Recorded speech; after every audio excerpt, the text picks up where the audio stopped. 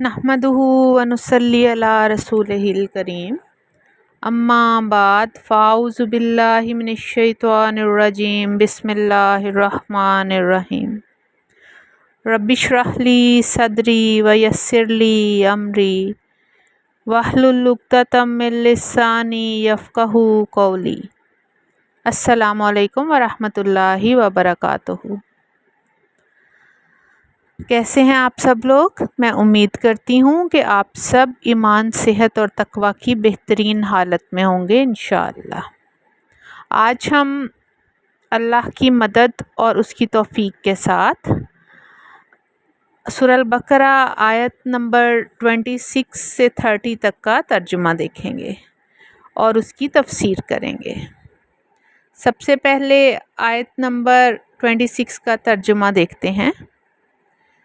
यकीनन अल्लाह ताला इससे नहीं शर्माता कि वो मच्छर या इससे भी ऊपर किसी चीज़ की मिसाल बयान करे। बस जो लोग ईमान लाए तो वो जानते हैं कि यकीनन वो इनके रब की तरफ से हक़ है, लेकिन जिन लोगों ने कुफ्र किया तो वो कहते हैं कि इस मिसाल से अल्लाह ताला ने क्या इरादा किया है। अल्लाह सुब्हानहू ताला इसके ज़रिए बहुत सौ को गुमराह करता है और बहुत सौ को हिदायत देता है, और इसके साथ फासिकों के सिवा किसी को गुमराह नहीं करता। ये था आयत नंबर 26 का तर्जुमा, और अब आयत नंबर 26 की तफसीर देखते हैं। इस आयत में अल्लाह तबारक व ताला फरमाता है कि उसको कोई आर नहीं कि वो किसी भी आम चीज़ की मिसाल देकर अपने बंदों को समझाए। कुफ़ार जब कुरान का मुकाबला ना कर सके तो ख़ामख़वाह इस कलाम पर एतराज़ात उठाने लगे कि मच्छर मकड़ी का ज़िक्र इसमें क्यों है, अगर ये आला कलाम है तो।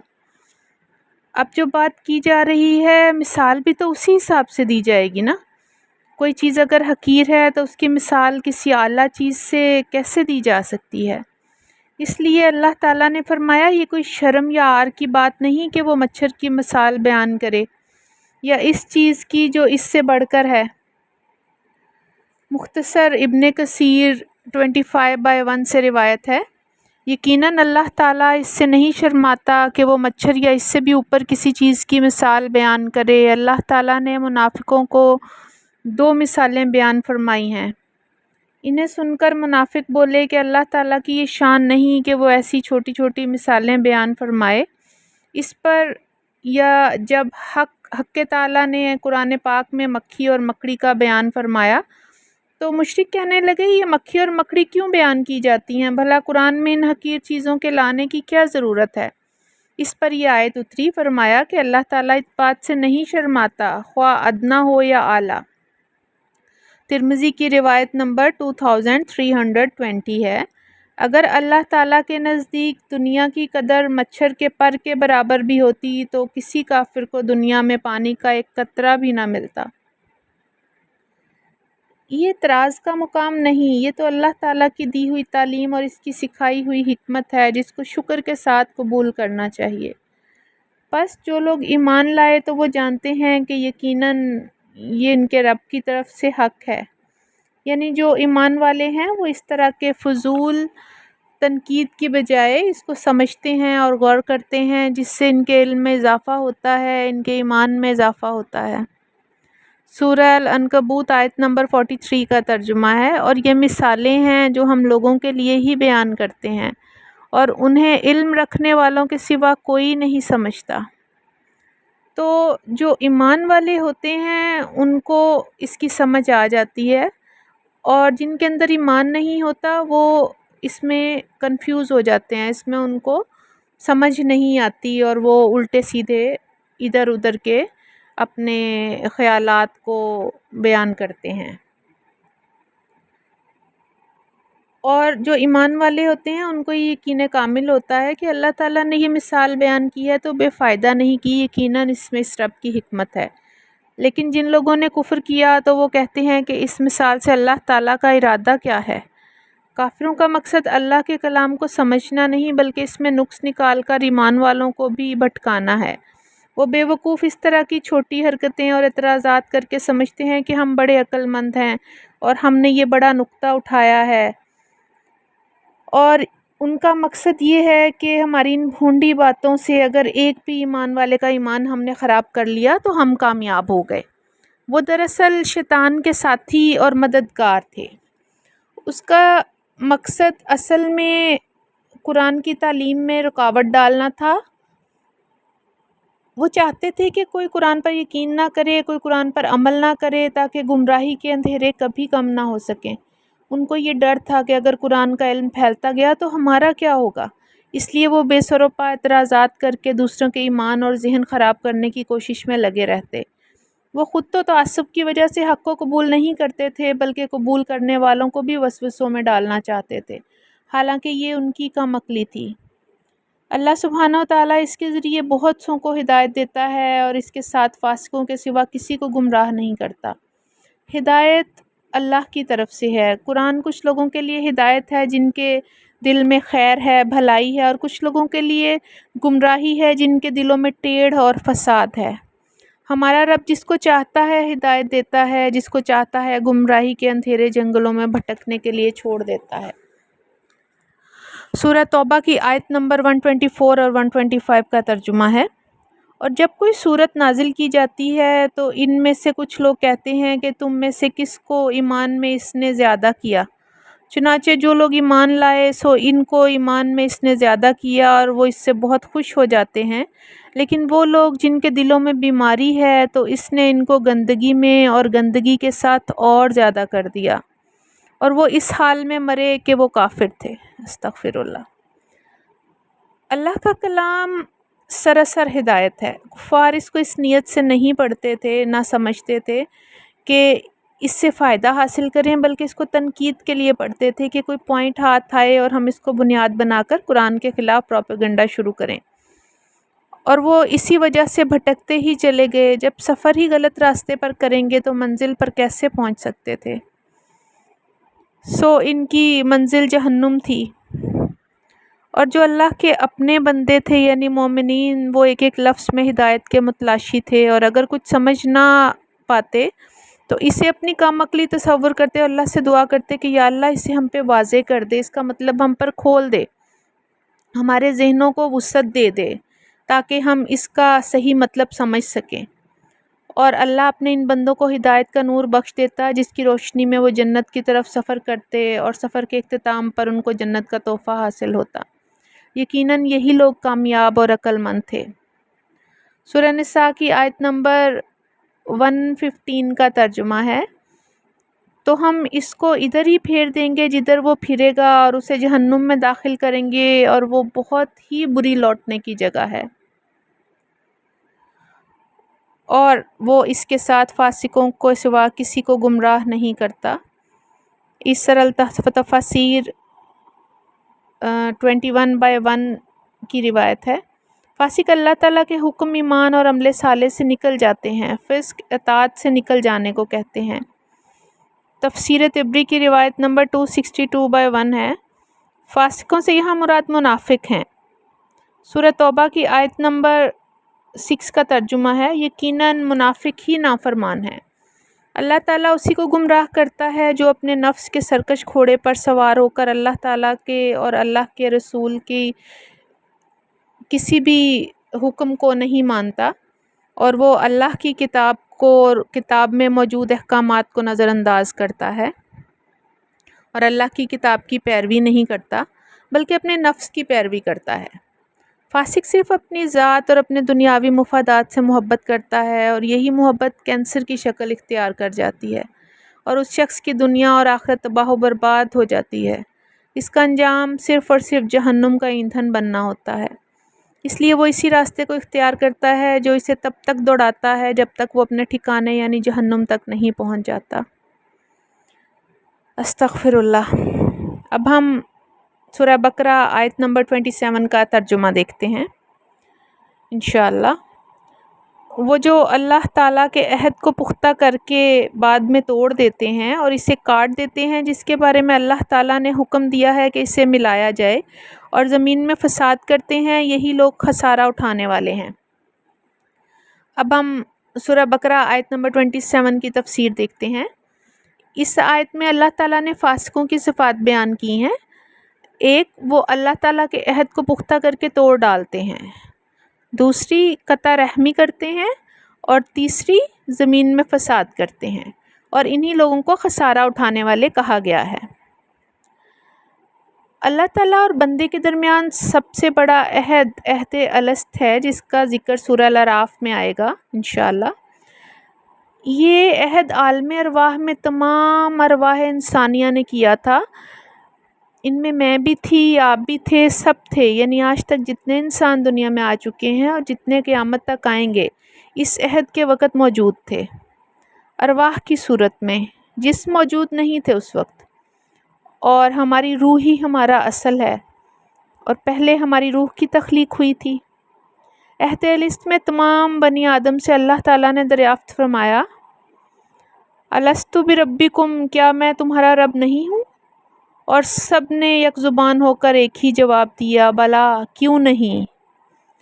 یہ جو فاسق ہیں انہوں نے یہ عہد توڑ دیا۔ مسند احمد کی روایت ہے، اس کا کوئی ایمان نہیں جو امانت کی پاسداری نہیں کرتا، اور اس کا کوئی دین نہیں جو عہد کی پاسداری نہیں کرتا۔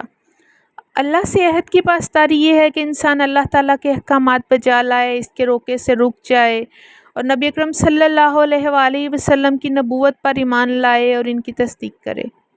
ان دونوں چیزوں پر عمل کر کے ہی ہم اللہ کے رب ہونے کے عہد کو نبھا سکتے ہیں۔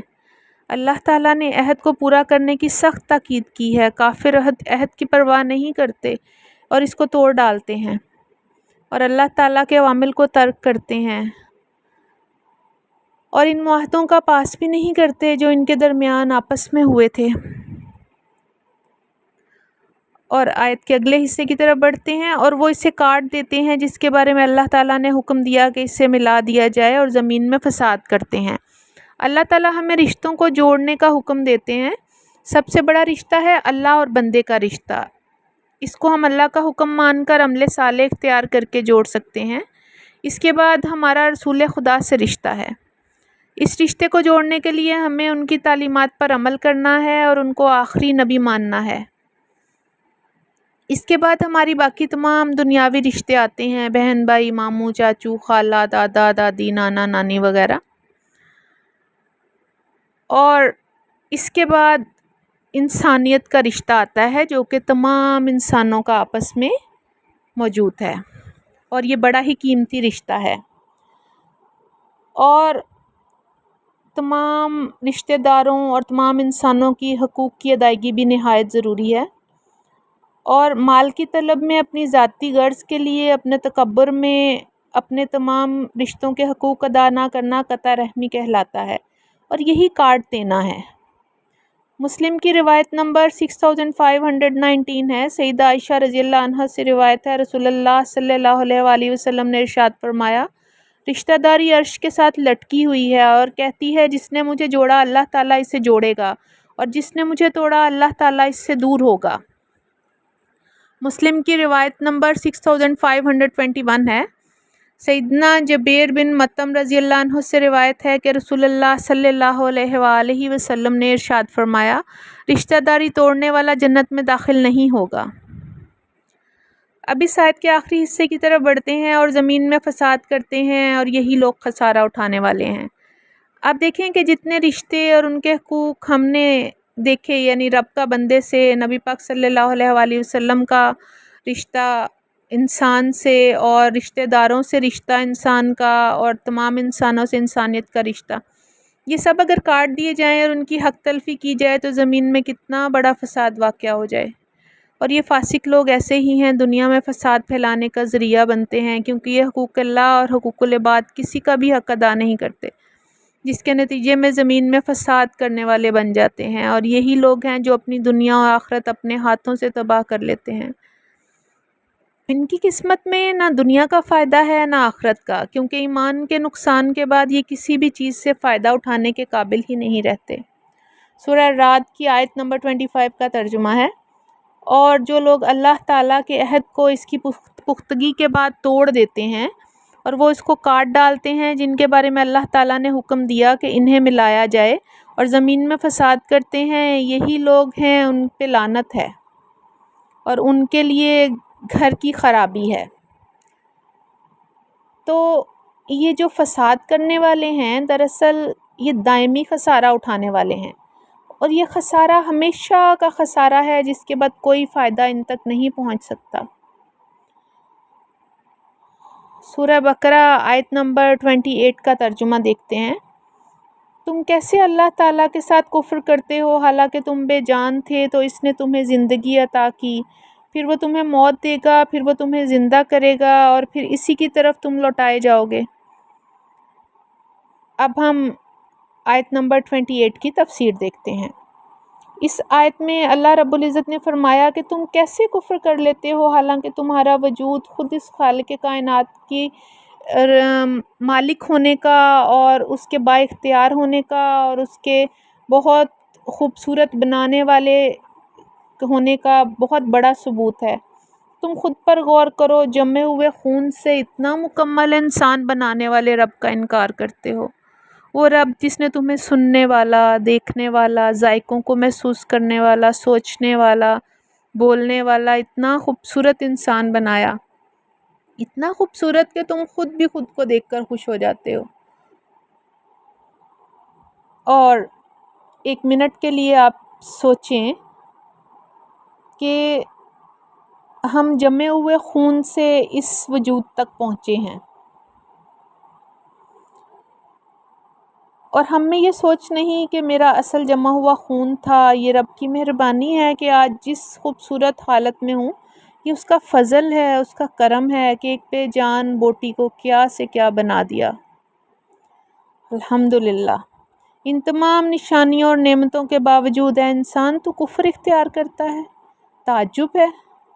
اسی رب نے ہمیں روح کی صورت پیدا کیا، عہد الست کے وقت پھر ان روحوں کو سلا دیا گیا، یہ گویا پہلی موت تھی جو ہم گزار کر آئے ہیں۔ قرآن کریم میں موت کو نیند سے تشبیہ دی گئی ہے۔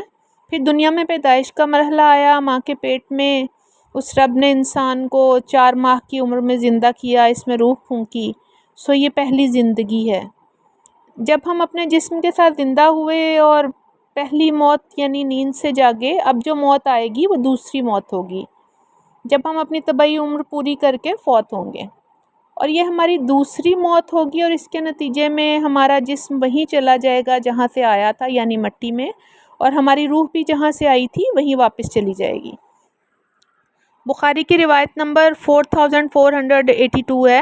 سیدنا ابن عباس رضی اللہ عنہ سے روایت ہے کہ نبی کریم صلی اللہ علیہ وآلہ وسلم نے فرمایا، اللہ تعالیٰ نے ارشاد فرمایا، ابن آدم نے مجھے جھٹلایا حالانکہ یہ اس کے لیے مناسب نہ تھا، اس نے مجھے گالی دی، استغفر اللہ، حالانکہ یہ اس کے لیے مناسب نہ تھا۔ اس کا مجھے جھٹلانا تو یہ ہے کہ وہ کہتا ہے کہ میں اسے دوبارہ زندہ کرنے پر قادر نہیں ہوں، اور اس کا مجھے گالی دینا یہ ہے کہ میرے لیے اولاد بتاتا ہے، میری ذات اس سے پاک ہے کہ میں اپنے لیے بیوی یا اولاد بناؤں، بے شک۔ سورہ بقرہ کی آیت نمبر 29 کا ترجمہ دیکھتے ہیں۔ وہی ہے جس نے تمہارے لیے وہ سب کچھ پیدا کیا جو زمین میں ہے، پھر اس نے آسمان کی طرف توجہ فرمائی، پس اس نے ان کو درست کر کے 7 آسمان بنا دیے، اور وہ ہر چیز کو خوب جاننے والا ہے۔ اب ہم آیت نمبر 29 کی تفسیر دیکھتے ہیں۔ اس آیت میں اللہ پاک نے اپنے احسانات کا ذکر کیا ہے جو اس نے اپنی مخلوقات پر کیے، یعنی جو کچھ زمین میں موجود ہے جس سے انسان نفع اٹھاتا ہے، ہر چھوٹی سے چھوٹی اور بڑی سے بڑی ہر چیز کا خالق و مالک صرف اور صرف اللہ تعالیٰ ہے۔ یہ اس کا رحم ہے، اس کا کرم ہے، اس کا فضل ہے کہ اس نے ہمارے لیے اتنی نعمتیں، آسانیاں اور رزق اس زمین میں پیدا کیا۔ وہ ہمارا خالق ہے، اس لیے بخوبی واقف ہے ہماری ضروریات سے، سو اس نے کوئی کمی نہیں چھوڑی زمین میں، کوئی ایسی ضرورت نہیں ہے انسان کی جس کا حل اللہ پاک نے نہ پیدا فرمایا ہو۔ یہ ہمارے رحیم و کریم رب کا رحم اور کرم ہے، اس نے زمین میں ہمیں نفع پہنچانے والی تمام موجودات کو پیدا فرمایا، اور پھر اس نے آسمان کی طرف توجہ فرمائی۔ اللہ تعالیٰ کا آسمانوں کے اوپر عرش پر چڑھنا، خاص مواقع پر آسمان دنیا پر اترنا اللہ تعالیٰ کی صفات میں سے ہے جس پر ایمان رکھنا ضروری ہے۔ عرش سے مراد مخلوقات کا احاطہ کرنے والی چھت ہے۔ ہم عرش کی مادہ کے بارے میں کچھ نہیں جانتے، اور کوئی حدیث بھی ایسی نہیں ہے جس میں ہمیں اس کے بارے میں وضاحت مل سکے۔ عرش اللہ تعالیٰ کی مخلوقات میں سب سے بڑا ہے، بس اس نے ان کو درست کر کے 7 آسمان بنا دیے، یعنی اللہ تعالیٰ نے 7 آسمانوں کو پیدا کیا اور پھر انہیں مضبوط و مستحکم کیا۔ آسمان کا ایک مادی وجود ہے، وہ حقیقت ہے، محض بلندی کو آسمان نہیں کہا جا سکتا۔ آسمانوں کی تعداد 7 ہے، حدیث کے مطابق 2 آسمانوں کے درمیان 500 سال کی مسافت ہے۔ آپ غور کریں، جس رب نے اتنی بڑی اتنی عظیم چیزیں پیدا کیں جن کو سوچ کر ہی عام انسان کا ذہن حیران، پریشان اور تھکاوٹ کا شکار ہو جاتا ہے، آسمانوں پر ہی غور کریں، 7 آسمان اور ہر آسمان کے درمیان 500 سال کا فاصلہ۔ یہ صرف ہمارا عظیم رب ہی بنا سکتا ہے، جس کے اختیارات اور علم کی کوئی حد نہیں، اور اس کے اختیارات اور علم لامحدود ہے، اور وہ ہر چیز کو خوب جاننے والا ہے، یعنی ہمارا رب ہر چیز کا کلی اور جزوی علم رکھتا ہے۔ اللہ تعالیٰ اپنے علم کی وجہ سے ہر چیز پر حاوی ہے۔ سورہ ملک کی آیت نمبر 14 کا ترجمہ ہے، کیا وہی نہیں جانتا جس نے پیدا کیا؟ وہ نہایت باریک بین، خوب باخبر ہے۔ تو جن، انسان، حیوان، سورج، چاند، ستارے، زمین، آسمان، تمام آبی اور زمینی مخلوقات، یہ تمام ہمارے رب کے خالق ہونے کی دلیل ہیں، اور یہ اس کی قدرت کا عملی نمونہ ہے۔ اب ہم سورہ البقرہ کی آیت نمبر 30 کا ترجمہ دیکھتے ہیں۔ اور جب تیرے رب نے فرشتوں سے کہا، یقیناً میں زمین میں ایک جانشین بنانے والا ہوں، انہوں نے کہا تو زمین میں اس کو بنائے گا جو اس میں فساد کرے گا اور خون بہائے گا، اور ہم آپ کی تعریف کے ساتھ آپ کا ہر عیب سے پاک ہونا بیان کرتے ہیں اور آپ کے لیے پاکیزگی بیان کرتے ہیں۔ اللہ تعالیٰ نے فرمایا، بے شک میں وہ جانتا ہوں جو تم نہیں جانتے۔ اب ہم آیت نمبر 30 کی تفسیر دیکھتے ہیں انشاءاللہ۔ تفسیر سعدی کی روایت 99/1 ہے۔ اس آیت میں سیدنا آدم علیہ السلام کی تخلیق کی ابتدا اور ان کی فضیلت کا ذکر ہے۔ جب اللہ تعالیٰ نے انسان کی تخلیق کا ارادہ کیا تو اس نے فرشتوں کو آگاہ کیا اور فرمایا کہ وہ آدم علیہ السلام کو زمین کے اندر خلیفہ بنائے گا، اور ملائکہ آپ کو پتہ ہے کہ نورانی جسم رکھتے ہیں، نہ وہ کھاتے ہیں نہ وہ پیتے ہیں، اور وہ اپنے رب کی کبھی بھی نافرمانی نہیں کرتے، اور ہمہ وقت اپنے رب کی اطاعت اور عبادت گزاری میں لگے رہتے ہیں۔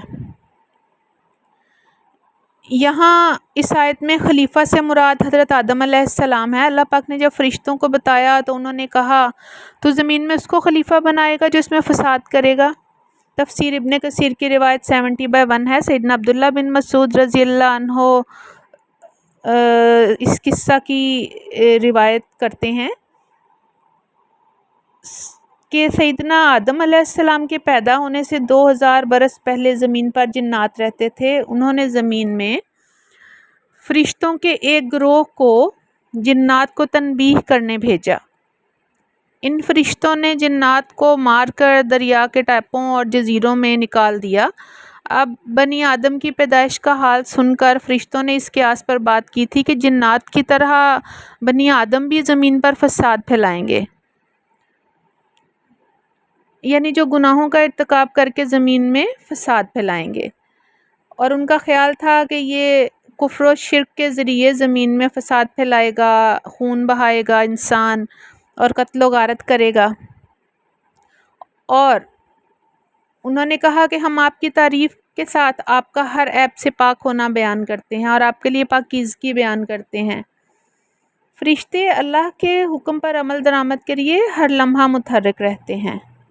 سراج المنیر 28/1 سے روایت ہے، فرشتوں کی یہ بات بطور اعتراض کے یا حسد کے نہ تھی، کیونکہ فرشتے معصوم ہیں، بلکہ جب اللہ نے انہیں ایک نئی مخلوق پیدا کرنے کی خبر دی اور انہیں یہ بھی معلوم ہوا کہ یہ مخلوق خون ریز ہوگی، تو اس وقت انہوں نے رب کی مصلحت معلوم کرنے کے لیے سوال اٹھایا کہ وہ راز کھل جائے جو اب تک ان کی سمجھ میں نہیں آیا۔